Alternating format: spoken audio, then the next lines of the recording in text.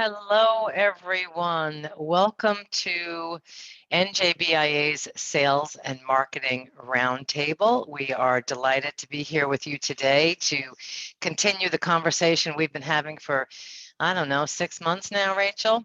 Let me bring to the stage Betty Boros from NJBIA to kick us off. Good afternoon, everyone, and thank you so much for joining us at the New Jersey Business and Industry Association Sales and Marketing Roundtable. We at NJBIA are thrilled to have helped in the creation of this amazing group led by such amazing women. For those of you who don't know who we are the largest statewide business association in the country, representing approximately 1 million jobs in the state of New Jersey and offering customer development opportunities, visibility through events and magazine ads, our podcasts and TV shows, and we offer money-saving discounts on stuff you're probably already paying for, like payroll, healthcare, a 401k solution, and HR support. I am Betty Boros, and if you're interested in more information on anything I just mentioned, I'll drop the website into the chat along with my contact information. Feel free to get in touch and I can get you whatever you need. But with that, I will now toss it back over to the wonderful Donna Miller. Thank you, Betty. So I am Donna Miller, Chief Visionary Officer at C3 Workplace, where we've been helping companies start and grow for over 25 years, and we do that by providing on-demand office space, all kind of back office, marketing, administrative support, bookkeeping, and I live in the land of business growth consulting. So I work with business owners who are looking to create an exit strategy, and very often that's building companies that run without them. Something I know a little bit about. I've done it a few times. Anyway, so we're delighted to be here, and this event would not be possible without a lot of friends and our sponsors. And so first of all, I want to give a great shout out to our sponsors. Cal Thomas from Sandler Sales. Rachel and I are both Sandler Sales President's Club's members. It has been a transformative program for us, and Cal can't be with us here today because he is running one of his management and leadership programs, and Rachel is dropping some information into the chat if you'd like to learn more about that, and watch your email for a follow-up offer after this event where Cal has given each of you a very gracious gift for being here today. So our sincere thanks to Cal Thomas and the Sandler Sales Organization. Also, I want to give a big shout out to my friend and colleague, Roseanne DeTorres at DeTorres and DeGeorge. This is a family law firm, and right now, some of you may know this, firsthand or not, divorce is very much on the rise. COVID gave that a good shot in the arm. And Roseanne and her team are uniquely capable of helping you get through that incredibly difficult time. They hold your hand, they walk you through it, they make a very emotionally charged situation a bit more bearable. And because they take an iron fist in a velvet glove approach, they are able to settle almost 99% of their cases without going to court. So I know Roseanne is probably on the call. She'll drop her info into the chat, and you will find that in the follow-ups. Now, Rachel and I in NJBIA have been building this program for about 6 months now, and we've got this pretty nice following and this nice platform. So if you want to get in front of sales and marketing professionals, reach out to Rachel or I, and we will tell you more about our sponsorship opportunities. So thank you for being here. I'm really excited about our topic today. I know just enough to be dangerous. And so with that, I'm going to hand it over to Rachel, who's going to introduce our topic and our speaker.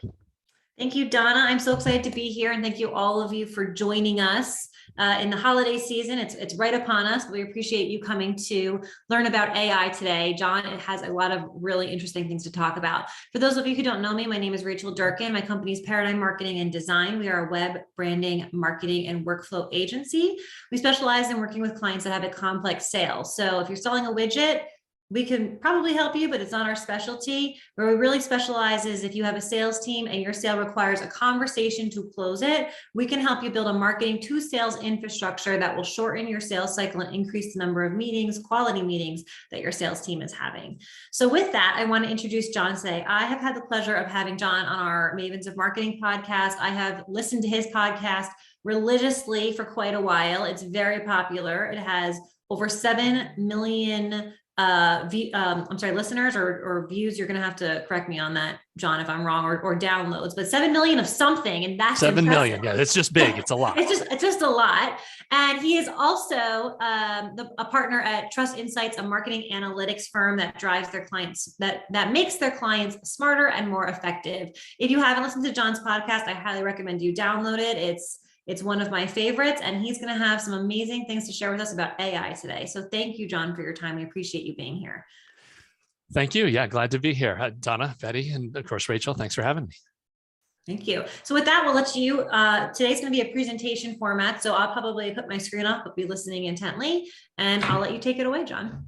All right, that sounds good. Yeah, I'll go ahead and share up a deck here and we can just get right into this. Our goal today is to talk about applications of artificial intelligence and machine learning. So when we do that, we're going to cover two major sections. What is artificial intelligence? How does it apply to sales and marketing? And then just what can it do? We've got 5 examples that we're going to roll in. Now, we are going to be going through basically 70 years of AI and math in about 30 minutes. So buckle up and get ready to go. But we've got plenty to cover. And let me just jump into it with our first question is, what is artificial intelligence? The term artificial intelligence was created in 1955 when a bunch of academics got together and they were thinking about what's going to be, what will happen when we have enough computing power that machines will actually be able to do things like read and see and be able to categorize data. Well, it took so many years for this to happen. It really hasn't been until about the last 15 years where we've reached a point where we've got enough computational power to grab this data and do something with it. And marketing, of course, has jumped on this in a huge fashion, right? Every product out there now is bragging about machine learning or some AI that's involved. But, what does that really mean? And what do you need to look for when you're trying to figure out, what to do next as far as tactics? And as we do that too, I'll ask Donna to throw poll question number 2 up. So we've got that in there, just asking about if you have an AI strategy already, if you're thinking about how AI is going to, the poll comes up on my own slide. Let me get that out of there. And I do have a strategy, so I can say yes to that. My co-host, Christopher Penn at Marketing Over Coffee, says artificial intelligence really is just math. Anytime you talk about AI, you can just use the word math, and you're being honest, that's the correct way to phrase it. And I have to challenge him that a little bit, because we all know that how many attendees we'd have here if today's session was entitled Math with John, right? It would just not be anything anybody wants to hear about. 1 second here. There we go. As we break down mathematics, there's really 4 different levels of math that get us towards deep learning. Okay, so for thousands of years, we've had statistics and probability where people can just do math to figure out what are the odds of this coin flip or what are the odds of something happening. That's not a big deal. More advanced mathematics gets you into algorithms where you've got formulas that are going to determine, what's happening and where are things going. And this we see most often in marketing over with A/B testing, right? You're just doing a lot of math to figure out which subject line is getting more opens, which copy is getting more clicks, where are things going. Machine learning is where you now take the math and are able to process huge amounts of data. Okay, and so a quick example that we'll jump into a little bit later is we have a client that has 30,000 calls come into their call center. Using machine learning, they're able to analyze and transcribe those calls and understand things about those inbound calls that they would not be able to figure out. A human mind can't read that much copy and get to where things are going. And then at the very top of the AI pyramid is deep learning. The idea with deep learning is you actually have multiple machine learning engines running, and they're actually playing off of each other. So a very common application of this that is easy to figure out is image recognition, right? You would have one machine learning engine drawing pictures of cats, and then you could have a second machine learning engine reviewing those and saying, is this a cat, yes or no? And by doing a completely automated system like that, you could have one machine generating millions of pictures of cats, in minutes, and a second machine reviewing them. And so the deep learning is that the machine can actually educate itself on what's going on faster than any humans could train it. It actually teaches itself by just churning through data sets. And we actually, about I guess it's going on 3 years ago now, we reached a milestone with this where the game Go, which is not huge in the States, but is huge, in the rest of the world. There are AIs that actually now know more about the game than humans because they played so many billions of games that they have strategies that are just not available to humans and not able to get to that same result. Now, on top of this, though, AI kind of has a PR problem, right? This is the poster child for AI right now, that it's coming to take all the sales and marketing jobs and we're going to be wiped out. And of course, we do not subscribe to this at all. We go more with this approach here.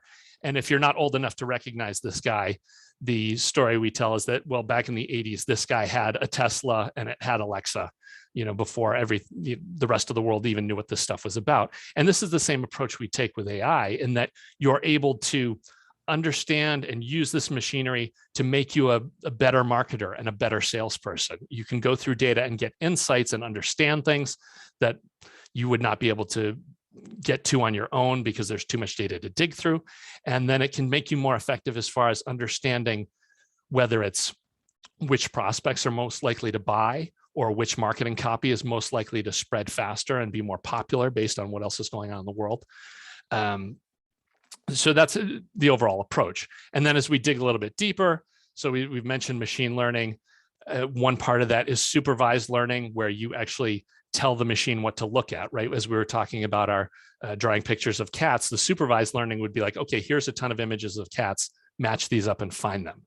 And so as an example, if you had a batch of Legos, you could tell it what a red Lego is, and the machine could go through billions of Legos and find out what they are. And this is just a quick example. And here, this is IBM Watson has used this as their oncology expert advisor, so that they're able to review lab results for cancer patients and come to diagnoses that humans can't get to, because if someone has a form of cancer that's 1 in 2 million, the odds of a doctor being able to correctly identify that are almost zero, whereas a machine can do millions of tests and there's no computational expense to that because it's already running and it can get to the solutions quicker, faster, and easier. Unsupervised learning is a different application of machine learning, where you just have a data set and you throw it at the system, and the system actually has to find patterns. So if we ran those same Legos through unsupervised learning, we would get to a point where, okay, so there's red blocks here, but it also could group them by other colors, by other shapes. And then, so the most common application of this we see in marketing and PR is where you have articles, right? You have, in this case here, we get 71,000 paragraphs of copy in for this client. And it takes a month to get this stuff to put it together, but within 5 minutes, it cranks through these 2,600 articles and gets to a point where it can actually give you reports on, okay, here's the topics that are hot. Here's the sentiment. These are how people are feeling about these topics and where things are going. Okay, this is good. I'm pretty much on time here. We've talked about deep learning, where you're kind of putting these against each other. But really, I want to jump over now into, okay, you've got a little bit of a picture of what machine learning and artificial intelligence is, but let's apply this stuff here. But as I do, I just want to take a break, pause for a second here, because this is kind of a whirlwind. Rachel, are there any questions from the group, or is there anything we should jump on before we get into the actual tactics? I don't have questions yet, but I just want to remind everybody that they can put them in, instead of putting them in the chat, it would be very helpful to me if you put it in the Q&A section, and I will keep an eye on that because there's a lot happening in the chat. So keep okay, going. That sounds good. All right, we've got our stats came up on the. Yeah, I just popped the poll results. So the majority of our audience does not have an AI marketing strategy by a long shot. All right, and from what we've gone through previously here, the big key to an AI marketing strategy is, at the first level, you're getting your data together and you're just figuring out what's going on. So you get vision into what's happened in the past. But the long-term AI strategy is looking towards the future. If you have enough data in the past, you can start to accurately predict what's going to happen in the future. And having a map like that for senior management is huge and is right on the mark. All right, yeah, with that, I'll jump into the first of the 5 hits here. Being able to see trends in your data, right? That's the first portion of this, to be able to dig in. And so, yes, we had another client here with 12,000 calls that come in a month. They actually scan those calls, they get transcribed. And from these 12,000 recruiter calls, we were actually able to come up with a map of what are the most common topics, what are the things that the job applicants are looking for. And it's so funny, this is so relevant now because this is a trucking industry client, and they're having a ton of trouble right now. And our client was able to understand from this, the pay per mile, the starting rate per mile, their number of accidents. And what they're able to do is, with the understanding of the fact that these topics are the most frequently mentioned and that come in the recruiter calls, they actually add that to the application process up front, so that instead of dealing with these things in the call center, when the applicant fills out the application to set up their first appointments, they've already answered these major questions. And the reverse too, there's topics in here that the recruiter can answer and send back.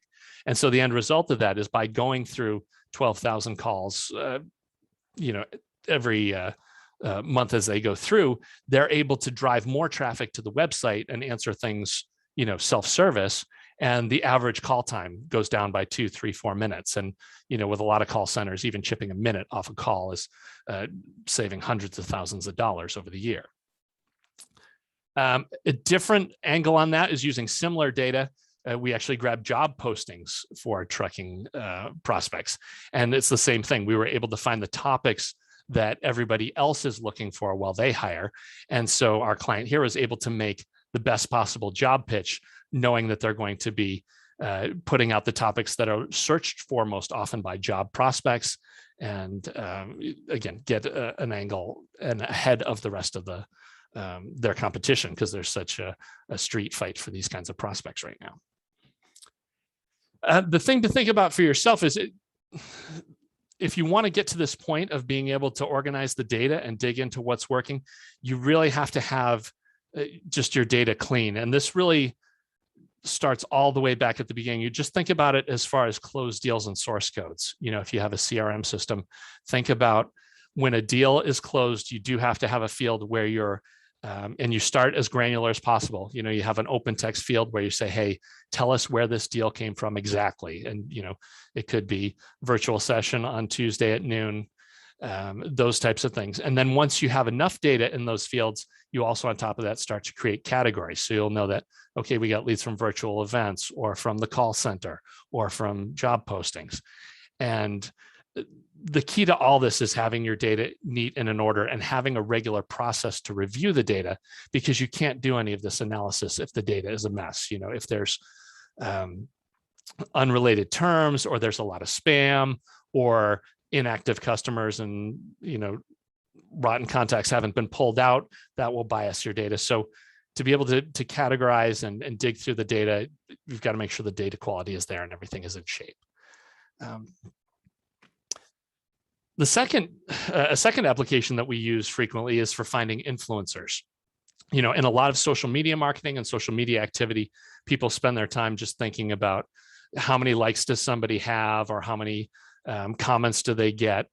But the approach that we've taken is more like what the search engines do. It's not about how many followers or likes an account has. It's really about when somebody comments or puts something out there in social media on a large account, how many other people, mention that link to it and pass it on. Because really, influence is the ability for something to be passed on, to a wider audience, and to get you more attention with what you're doing. So we all know there's, a couple of social media accounts where they have millions of followers, and yeah, you can throw $500,000 to have them do 5 Instagram posts or something like that. But as you dig in, you'll see often on those kinds of things, when they do that, there's really, there's hundreds of thousands of comments that have nothing to do with what your product is or how you get in there.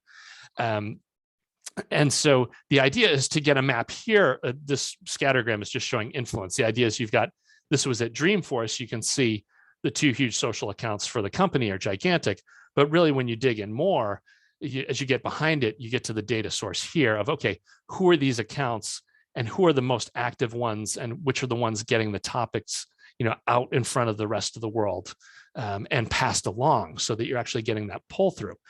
And it's pretty interesting. This chart, this is an eye chart. This is a whole ton of data here, but the big one to think about is the very right, that probability of bot. We're able to look at the traffic and figure out that, certain accounts are just, They do a lot of things that make it obvious they're automated. Like they're, at worst case, they're posting every 5 minutes, something that a human would not be able to do, or there's no interaction whatsoever. A lot of these big, huge accounts are broadcast only. They don't engage at all. So being able to look at this and say, okay, we can cross off all the yellow probabilities here because there's no person to talk to at these accounts. Like if you go to the company, maybe you can get the marketing department to engage, but these aren't real influencers because there's no interactivity. The other big value that we've come to with this one is that we found that there's a level of influencers that are a tier down from the big, huge influencers that have millions of followers. There's this other range of followers, of accounts that have, can be anywhere. Say the big accounts have 2 million followers. At this lower tier, it could be anywhere from 1,000 to 50,000 followers. Those are the people that really move the market. When they take and post about these things, there are more active fans there, and those topics that get thrown in those accounts spread faster and get adopted quicker. And what you'll find is the price range is a tenth or less of what you'd pay to get access to those huge accounts. So the idea is that you find these third tier folks, your budget goes 10, 20 times further. You're able to get your posts out there and get more action, more conversions, and it just makes your social programs far more effective than they could ever be. And so a takeaway for this, things to do right now, is if you don't already have a list of influencers that you're watching, find them, figure out who are the folks talking about your company or your product that do have, over 10,000 followers or have some kind of impact in the rest of the world. And one thing that's overlooked with this too, there's a number of tools you can use for this, and we'll talk about some of them. We can even do that offline. But if you're able to get your customer database and find out who are the influencers in your customer database, those are actually the best influencers to run programs with and to get on board, because you don't have to convince them about the value of your product, right? If they're already on board and buying, you don't have to do any work as far as, let me tell you a story about who we are and what we do. No, they're going to be happy to hear from you because they're already using the product. And, they may be happy just reviewing product and getting product in advance of the rest of the market, as opposed to having to just write huge checks just to get them, to show up and talk to you. So that's one easy hit on the social front. At the third major category is data clustering. This idea that you can take multiple sources of data and you can understand more about what's going on if you bundle data up. So one example here is this is the Aon website, right? They're actually looking and trying to figure out which pages are they strongest at, which pages are driving the most traffic, which pages are not driving any traffic and don't need to be supported, and which pages are under attack, because your competitors are always trying to steal your traffic away, right? All these SEO tools will analyze your site and all your competitors' sites and give you data as far as, okay, these are topics that you should be able to grab more traffic by because the difficulty level is low. There's not a lot of competition. And the SEO tools can also tell you, hey, these are the pages that you've got that these are your defend pages. You want to hang on to them and keep the traffic because you have such a huge lead over the rest of the market. And so what we did is, by layering the actual traffic data and the conversion data against the difficulty ranking of, holding on to or grabbing new terms, we were actually able to come up with a different type of graphic here. And I should have to kick this so this will animate so you can see how this works. So the idea is it's a three-dimensional graph here, which it has to be in motion for you to be able to get the story of that big green dot. That's actually out in the front. As you can see, as it rotates, that dot stays out in the front. And the idea with this is that all those blue pages down there are just the major pages on the site that do okay, that get some traffic. But the green ones are their defend pages, the pages that do better than the marketplace in every condition. And so what we got to, the big learning from this one, let's see if I can pause that there. The big page is their kidnapping and ransom insurance. They actually found that they dominate that market completely. Let me back up to that and see. Yeah.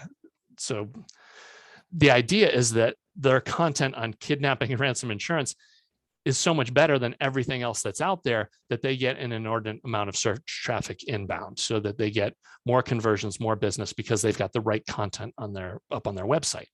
And so we call this the defend graph, because it identifies as the pages that you need to go through, make sure they're current, make sure all the links are good, nothing's broken, make sure that outbound links are still live, there's no broken outbound links, because these are the pages that you're going to get the most business from. That's where you get all the traffic from, and it's important that you keep track of.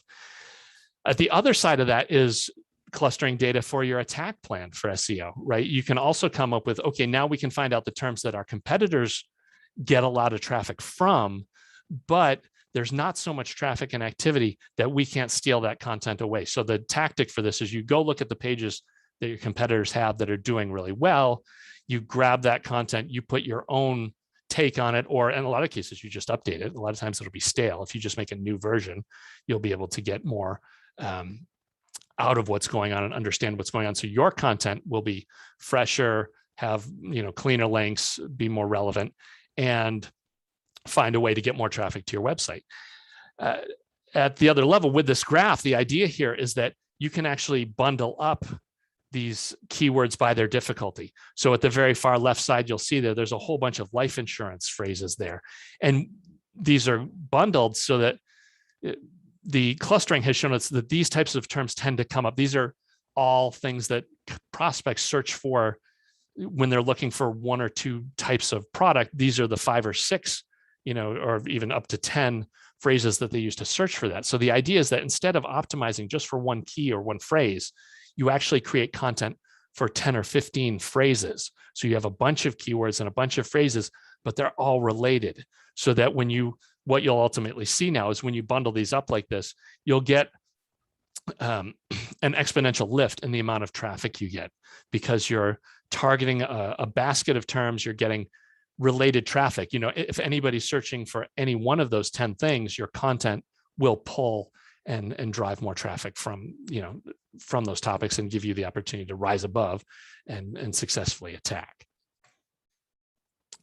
The thing to do with this, if you don't have anything in place with this kind of stuff already, is having web analytics. Having at least your own website set up so you know which pages are getting the most traffic and where the traffic is coming from, and being able to have a system that is just chewing your web data and telling you what's going on and what's successful. So Google Analytics is free. If you're not already running for your site, you can go ahead and set that up. It's easy to get running, and it can at least give you an overview of what's going on with the traffic. And you can also set up your goals with Google Analytics 3. You can set up to 20 goals. So you could have first visit to site, you can have signed up for the email newsletter, you can have go to the pricing page, you can have request a demo, whatever the touch points in the customer journey are, you can set those up so you can see which traffic is converting and is more effective for you in bringing in the leads and prospects. Moving on here, attribution is kind of the holy grail for marketing. The idea with the marketing budget is that you can go back and look at how many programs were run, which ones brought in the most leads, which ones closed at the highest rate and was most successful. So for attribution on our website here, we call this our most valuable pages report. We run this attribution report where we're able to see which pages have the most conversions. So our thought leadership white papers and webinars, you can see, are far and away the best content that we produce. They bring in the most, traffic and action. And as far as people actually completing goals, we know that we need to keep cranking out these white papers and webinars because that's where the business come from. We're then able to roll that up by channel also. Okay, so it's not just like, okay, this white paper this quarter was the one that brought in the deals, but when we roll up all the programs together, we can see which channels are most effective. So we know that our email newsletters are both the number 1 and 2 most effective programs. That's what's bringing in the majority of the business for us. We also have Google Organic coming in at 10%, which is pretty solid. But the real takeaway from this is we do need to do more than email. We can't just rely on this. Now, email is the best channel to have a stronghold on because you fully control it. It's not like if organic search was our number 1 option, That's a little bit scarier, because if the Google algorithm changes, that could be a huge hit to the bottom line. So it's good to have email right up at the top. And then we actually don't run a lot of paid advertising campaigns. We see with a lot of clients that having paid ad campaigns as a top 5 driver can be pretty dangerous, because if your budget gets cut, or again, if a platform decides, much like what we've got going on with Facebook right now, where they're not able to do as much retargeting as they used to do, it's going to make things more difficult and more challenging to reach your same numbers with the same budget and what you've got going on. The end result of that, for us to be able to roll this all up, is to come to a point where not only are we looking at the channels, but we look at where they fall in the buying cycle.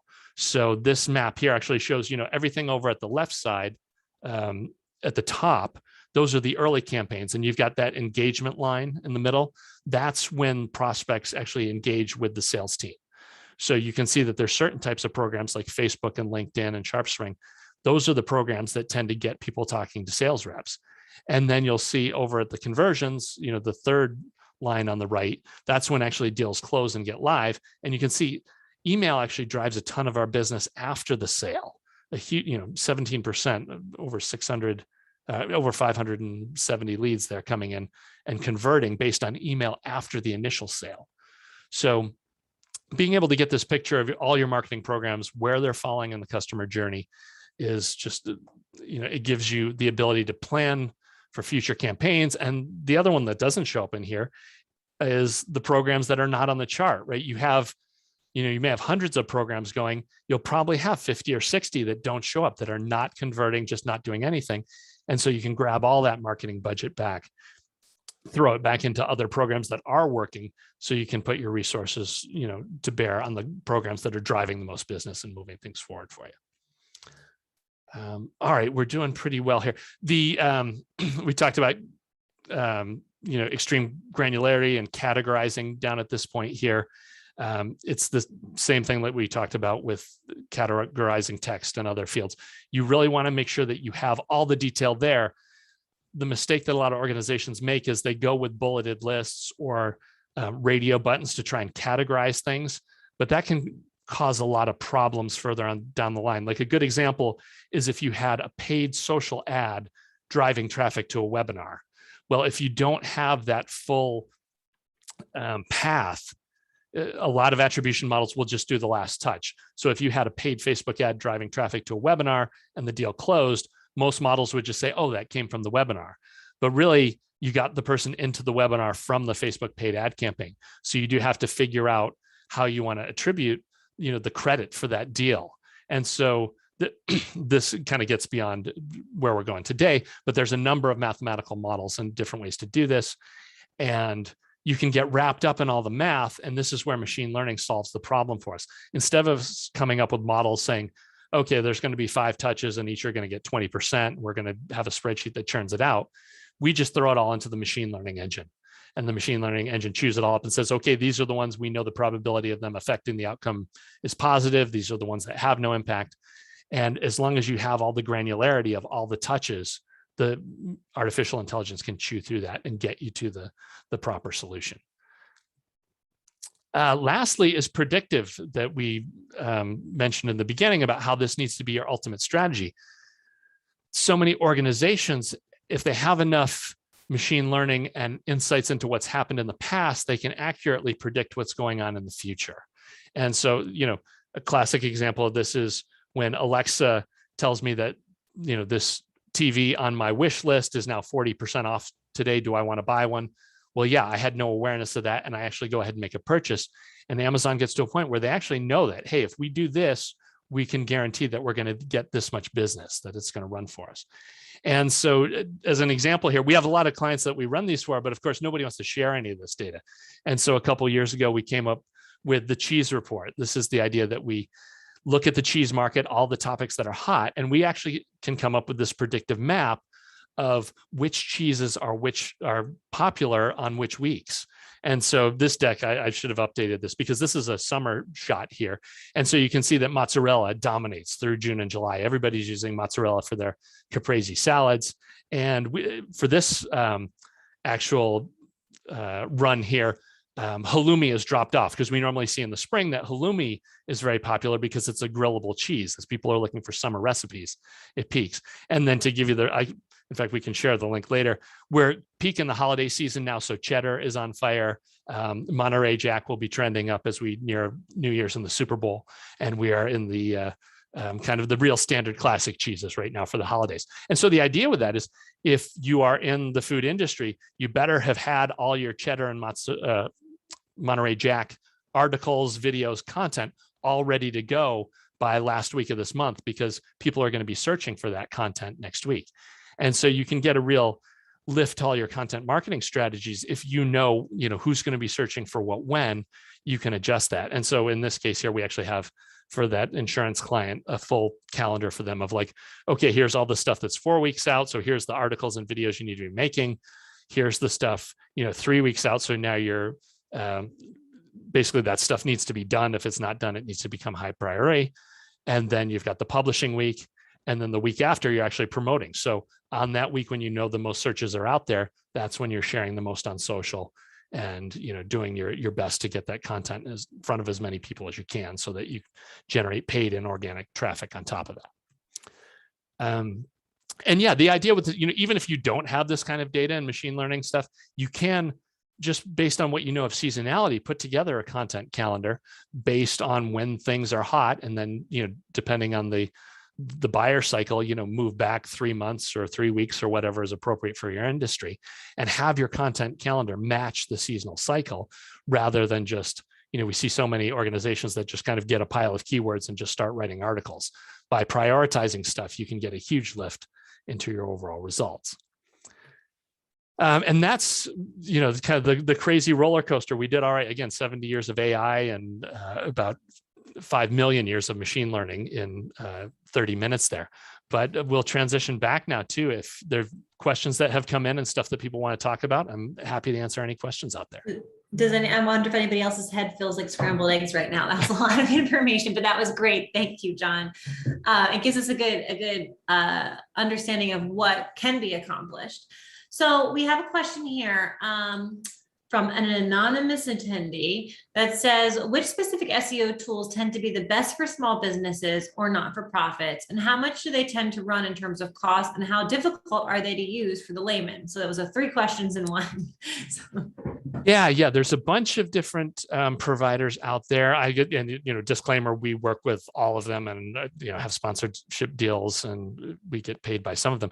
But the big players, Ahrefs, which is Ahrefs, we use them a lot because their big thing is nobody grabs more of the web than they do. Only Google chews up more data about what's out there than Ahrefs.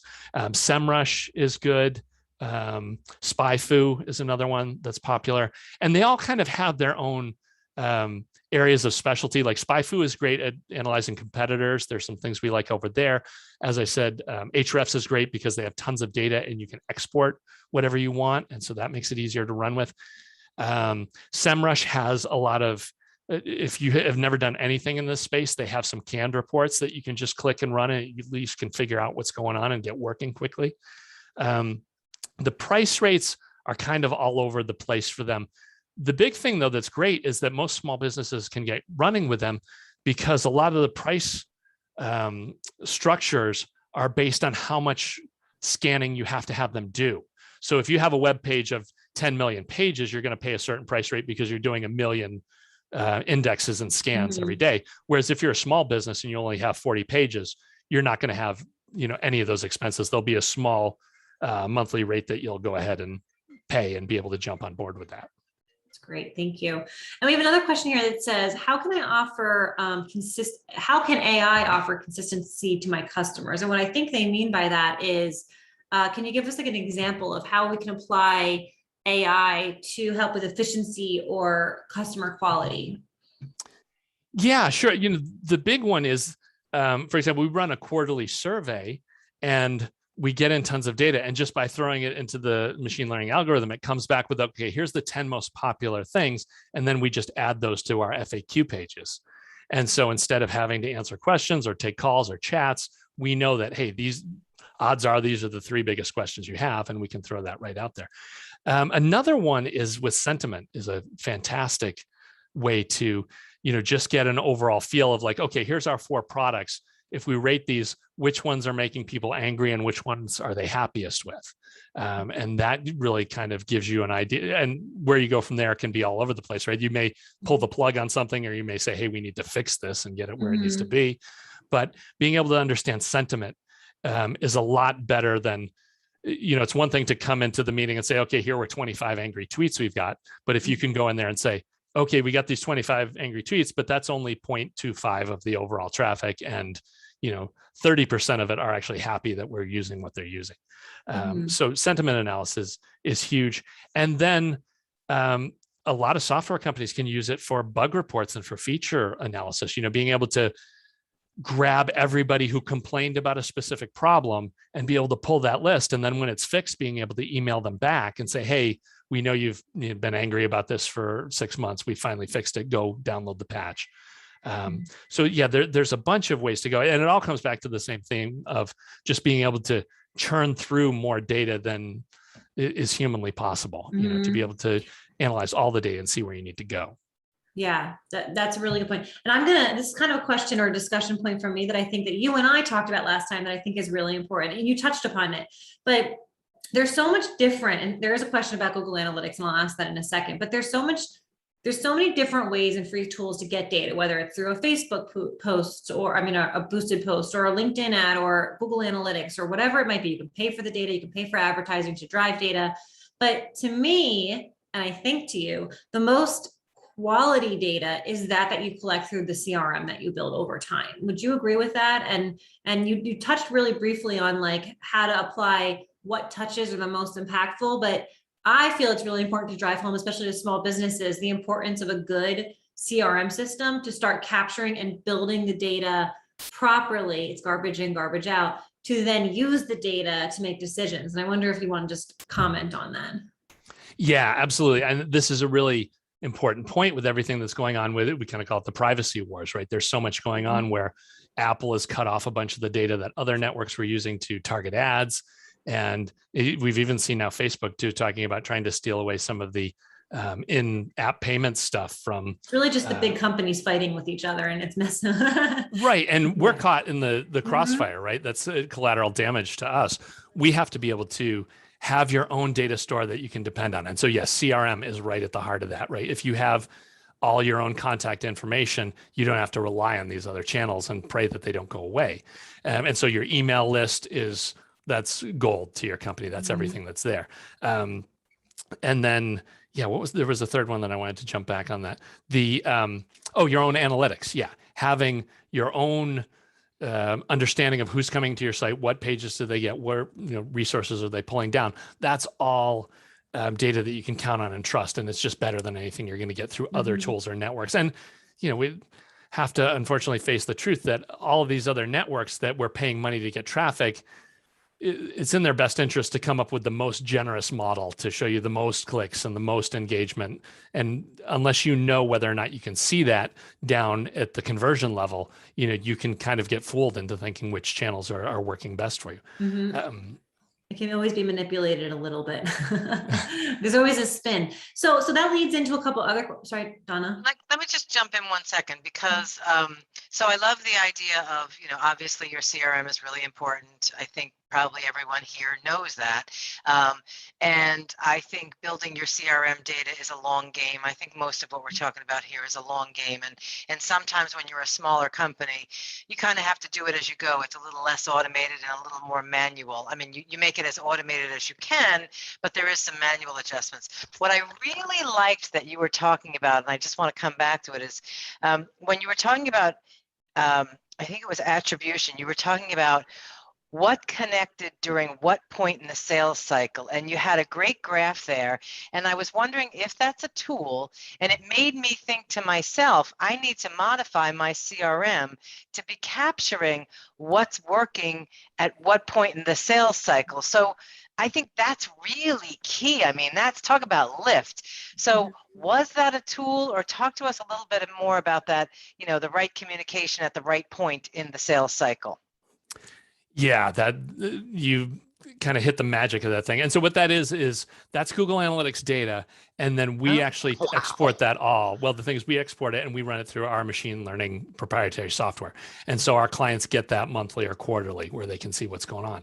And yeah, like, for example, for us specifically, we found that we're great at filling the top of the funnel. We can get thousands of marketers in there every quarter because they love the free content and the giveaway. Where we have the challenge is getting that conversion from them being in the database to actually engaging with an account rep and talking about like, what can we buy today? You know, what are we interested in? And we even know that closing the deals is not a problem. You know, if we can get them to the rep, we know that our odds of closing are fine, but it's the decision point. Mm-hmm. Yeah, it's separating the chaff of those, you know, of those 50,000 leads, like which 400 are actually going to buy today.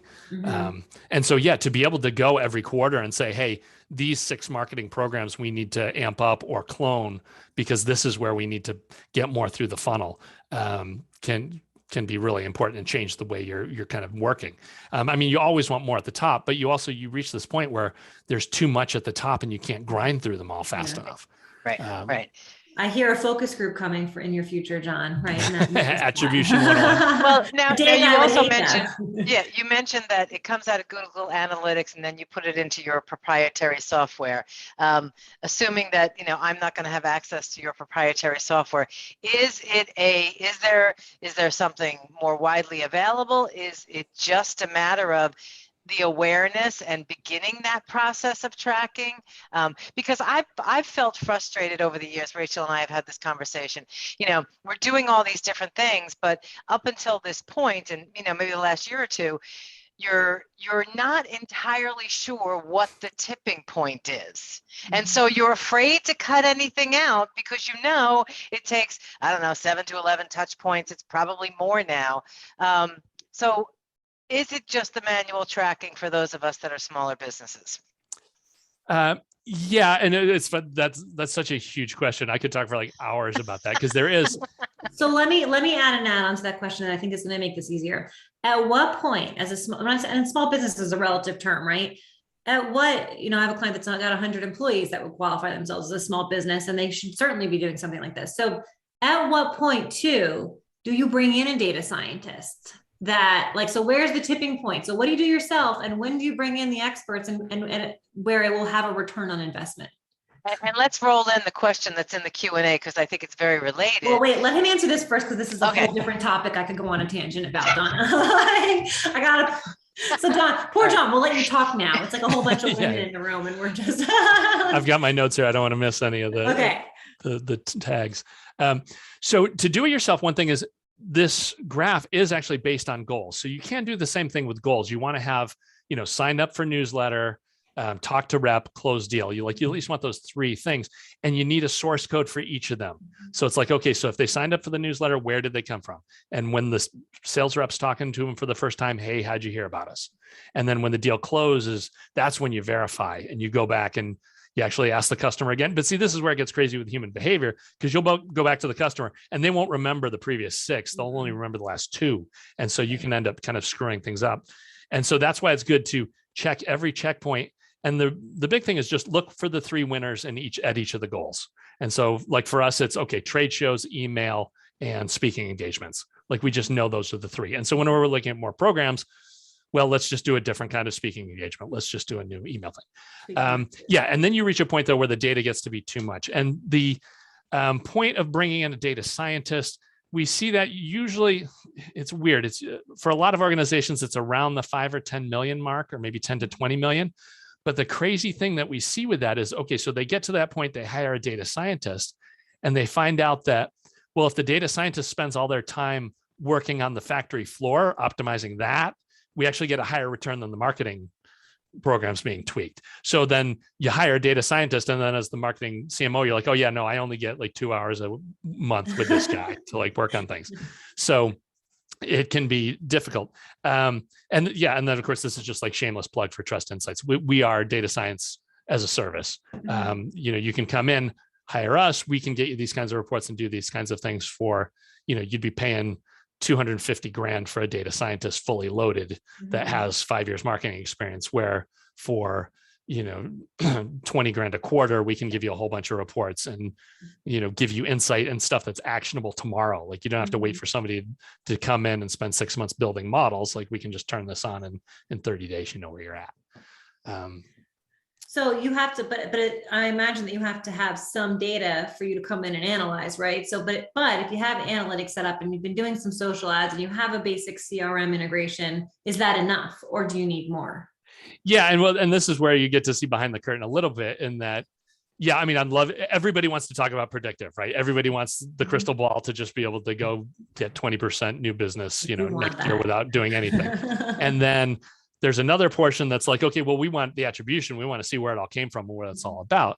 But then the reality is 95% of the clients that we deal with, their data is in such a mess, they can't run this stuff from day one. So we come in and have to get everything fixed and working, and then we can get to the reports. So, and that's the majority, that's the heavy lifting. That's really what we do. But we go all the way down to step zero. If you don't have your Google Analytics on, we have a team that will just jump in 90 days, have your GA up and running, your goals on and working, and you get that all running. And then, and for most of our, customers, GA is enough to get all the models working. Now, if you have Salesforce and HubSpot and Eloqua and any of these other things, those are just huge other data piles that can be, dug into and can feed these models and give you even more accurate tracking. And that gets into the no job too big, no fee too big category. But, you have to have a very special drive to want to dive into that data. It gives me a headache. So good for you. But so let me ask one more question. We only have 9 minutes left, and I want to give you a chance to tell everybody where they can find you. But this is a really good question. Because I think it's a big misconception. So it says AI seems amazing for B2C customers, but does AI benefit both B2B and B2C industries? Or does it skew heavily to the consumer side? No, it's amazing. We have clients across every vertical. It does, though. There's a thing there. I mean, most people think B2C and they're thinking terabytes of data. They're thinking of Walmart that has a full server plantation, that they maintain and run. And it's also true that in a lot of B2B organizations, there's not enough data to make things work. Like if you're getting 5 leads a month and you're running 4 marketing programs, we're really not going to be able to help you too much. But, for any B2B company that their product does eventually get to a consumer, well, then there is tons of data that you can dig into. Like we can figure out, Coca-Cola wants to know, even though they have distributors and other affiliates, they want to know where things are going and what they're doing. So yeah, it's all, I mean, just to give you an idea, we had, I always tell the church story, right? We were working for a large national church that is just trying to find new members. And, there's not a ton of members in this geographic area, but there's a full body of all their social activity, right? We can go in and look at their existing members and see what kind of social footprint they have and what kind of ads work. And we found this crazy relationship that the people that tend to go to this church tend to be dog lovers and dog activists. So by taking all their advertising and all the promotional stuff and just in all the ad platforms saying, hey, show this to dog lovers, suddenly they got like 20x lift on their conversions because they were basically ultimately weeding out the people who hate dogs, who we all know are horrible people. And they not were the environment for them. Right. That's not where they're supposed to be. But it's so strange. So any organization can find these, these odd causations, or whether it's causality or just correlation, it doesn't matter. You can still exploit it to find who the right people are. That's awesome. So before we wrap up, I'll give you a chance to wrap up, John, but Donna, do you have anything to add? I cut you off before. No, I think, and this is, I run a small business. I'm not a full-time marketing person, but I think that it's incumbent upon each of us to understand what's going on out there. Even if I'm not the one who's going to hire John and his company, there are nuggets here. And I always say, you have to, it's like you have to dress for the job you want. We have to be aware of what's going on because it's going to affect all of us. So, John, I thought this was great. And I'm going to put some new categories in my CRM to talk about what was the engagement at various points in the sales cycle. That's going to be my takeaway. So thank you. So John, tell us where we can find you if we want to learn more about this. Yeah, sure. Trustinsights.ai is the website. So the blog is up there. There's a bunch of reports. I think we've got one of our social Instagram reports is pretty hot over there right now, what's going on. And then our co-founders, Katie Robert and Christopher Penn, have a podcast that they run on Mondays. And with Christopher Penn, I do Marketing Over Coffee. We've been covering marketing and tech for over 15 years, and we're always happy to talk any kind of geek stuff over there. Very good. Thank you. Yeah, definitely check out the podcast, everyone. It's excellent. And for those of you who haven't seen our emails, we are not having a roundtable next month. We are taking off for the holidays, but we do have Tim Pollard coming back in January to talk more about messaging. We got really good feedback about him, and everybody's asking for more information. So be sure to register for that. We'll have that up in the next few weeks. And John, thank you so much for joining us. This was great. I really appreciate your time. And we'll be sending out the recording to everybody so you can rewatch it because there was a lot of information there. Sounds good. Yeah, if you have anything to hit me up on social media or LinkedIn, always happy to answer questions. Yeah, and you'll each get a follow-up email with lots of links and information. So thank you, John. Thank you, Rachel. Thank you, Betty. Another amazing sales and marketing roundtable. So thank you all. And Rachel, I think that's a wrap. That's it. Thank you, everyone. All right. Have a great day, everyone. Bye-bye.